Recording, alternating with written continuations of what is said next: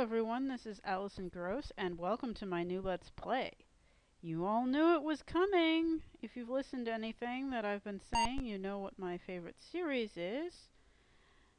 Here we are, Ultima 1, the First Age of Darkness. This is not my favorite game. As a matter of fact, I don't really know what's going on with this game. I don't know how to play it, but... Oh, nice little video. Okay, there's a horse and a castle. Horse is kind of a new release of the best-selling personal computer role-playing adventure. What is that giant eagle? So this is a graphical update for the Apple, and I am using this one, Lord British's original fantasy masterpiece. Both because the graphics are in line with Ultima 4 and 5, which is... Ooh, there's a sword coming out of a lake.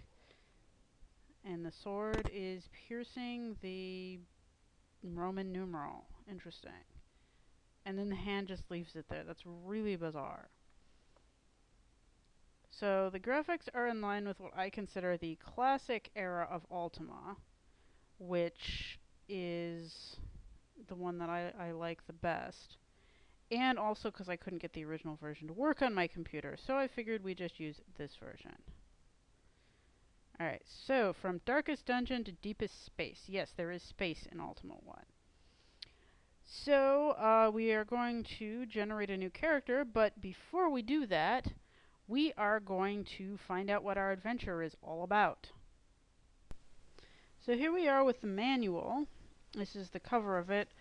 I will say that this is not the original Ultima 1 manual. This is the manual for the PC version, but it has all of the cool features that later Ultimas have. It has better text, it has a lot more art. Unfortunately, some of the art, a lot of it was ripped from other Ultima manuals, but it still has the same feel. And one thing that you're going to see in all of the Ultima games is I am going to be having these manual pages and the text from the manuals interspersed so that it'll be as much like the original experience of playing and using the manuals as possible.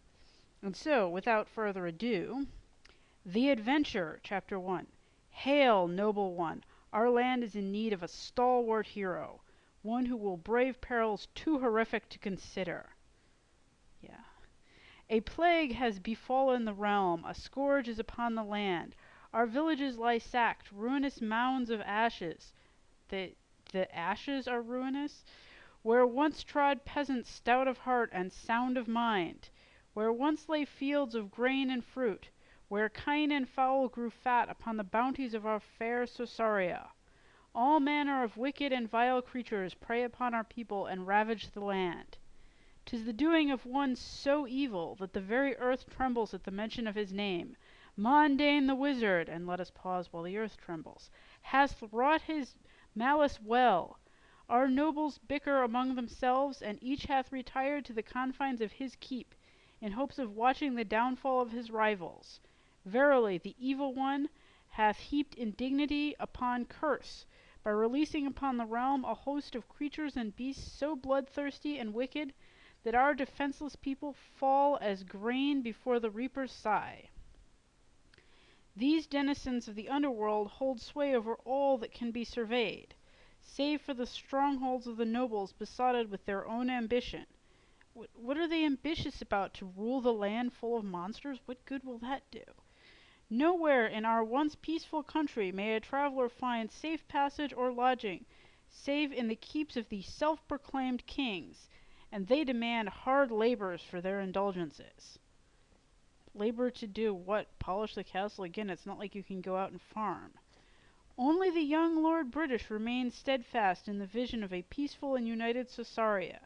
In his castle and his town, the pure of heart will find an ally and replenishment for the needs of one who hath chosen to fight for the realm. Aid us in ridding the land of the scourge that has befallen us, O noble one. We beseech thee, for without thine aid we shall surely perish before the onslaught of the maleficent necromancer. Slay the evil wizard Mondane. And again the earth trembles. And after that charming story, let us proceed to A, generate a new character.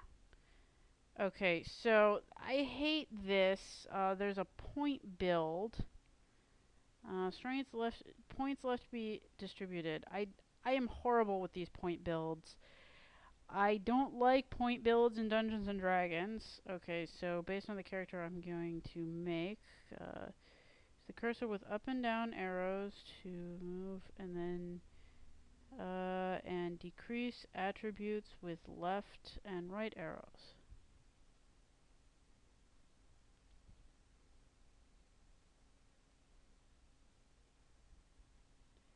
So what we're gonna do is just put 15 and 15 here because no, maybe not. Actually, we should.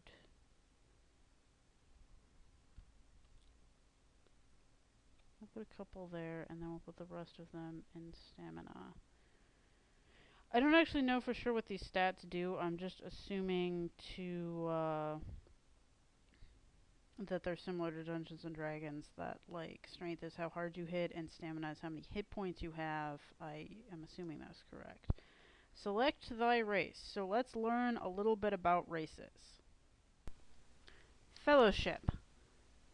The lands of Sosaria are populated by a diversity of races as varied as the elements, meaning there must be 4 of them. From the tiniest bobbit to the most towering human, our folk show a strength of character unknown in other parts of the world. Until the coming of the foul Mondane, Earth Tremble, our folk lived in harmony and worked together in a spirit of true comradeship. The principal inhabitants of Sosaria are humans, endowed with a natural intellect higher than any other race. The humans are the backbone of Sosarian society. Found in all walks of life, they are strong of body and of unexcelled spirit. Elves, shorter than their human counterparts by the span of 3 hands. The elves of Sosaria are slight of build and swift of movement. Their superior natural agility makes them excellent musicians and clever thieves. Sounds like they're really productive members of society. At home amongst the trees of the deepest forest or in the alleyways of the capital, the Sosarian elf makes a stalwart companion and a relentless foe. Dwarfs, mountain folk and legendary miners, the dwarves of Sosaria stand but half a human's height, yet often outweigh slender elves. They are matchless in courage and prowess, and inordinate endowment of natural strength. I think there's a grammar issue there. Never accept the Sosarian dwarf's challenge to wrestle for drinks in a tavern, unless thy supply of gold be endless and thy generosity ample. Bobbits. In other words, a bobbit, I'm assuming, is because the word hobbit is copyrighted or something, so they changed the letter, which makes it all okay. A small and gentle race, the Sosarian Bobbits, are believed to have come to our realm from a distant place, whatever that means.